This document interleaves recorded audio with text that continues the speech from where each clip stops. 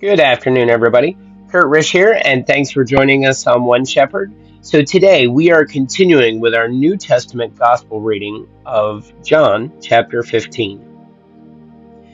I am the true vine, and my Father is the vine dresser. Every branch in me that does not bear fruit, he takes away, and every branch that bears fruit, he prunes, that it may bear more fruit.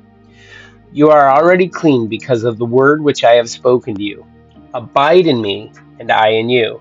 As the branch cannot bear fruit of itself unless it abides in the vine, neither can you unless you abide in me. Guys, we have a word study here, which is the word vine. In Greek, that is ampelos.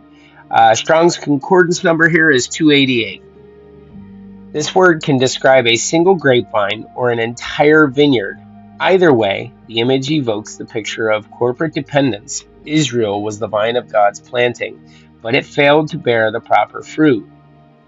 Jesus, with his believers incorporated in him, is the true vine, the true fulfillment and actualization of the vine.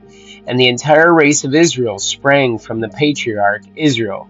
The new generation of God's people is here viewed as originating from Christ, organically united to him as branches emanating from the vine.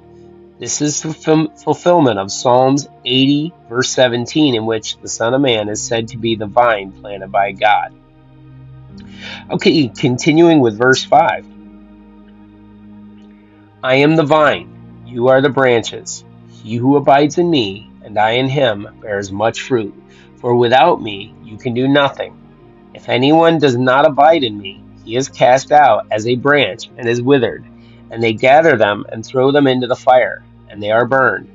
If you abide in me, and my words abide in you, you will ask what you desire, and it shall be done for you.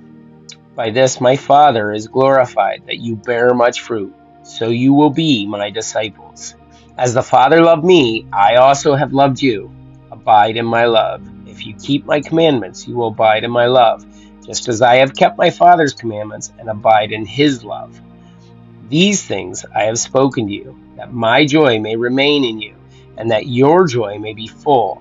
This is my commandment, that you love one another as I have loved you. Greater love has no one than this, than to lay down one's life for his friends. You are my friends if you do whatever I command you. No longer do I call you servants, for a servant does not know that his master is doing. But I have called you friends, for all things that I have heard from my Father I have made known to you. You did not choose me, but I chose you and appointed you that you should go and bear fruit, and that your fruit should remain, that whatever you ask the Father in my name he may give you. These things I command you, that you love one another. If the world hates you, you know that it hated me before it hated you. If you were of the world would love its own. Yet because you are not of the world, but I chose you out of the world, therefore the world hates you. Remember the word that I said to you, a servant is not greater than his master. If they persecuted me, they will also persecute you.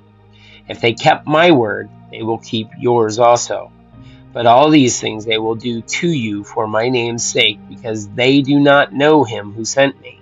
If I had not come and spoken to them, they would have no sin, but now they have no excuse for their sin. He who hates me hates my Father also. If I had not done among them the works which no one else did, they would have no sin. But now they have seen and also hated both me and my Father. But this happened that the word might be fulfilled, which is written in their law. They hated me without cause. But when the Helper comes, whom shall I send to you from the Father, or whom I shall send to you from the Father, the Spirit of truth who proceeds from the Father, he will testify of me, and you also will bear witness, because you have been with me from the beginning. Guys, that's it for our reading of the New Testament Gospel of John, chapter 15. Thanks for joining us. Be sure to join us tomorrow as we continue with John chapter 16. Also, you could join us in the mornings for our reading. In this case, right now, we're on Leviticus. In the meantime, may you have a great day and God bless.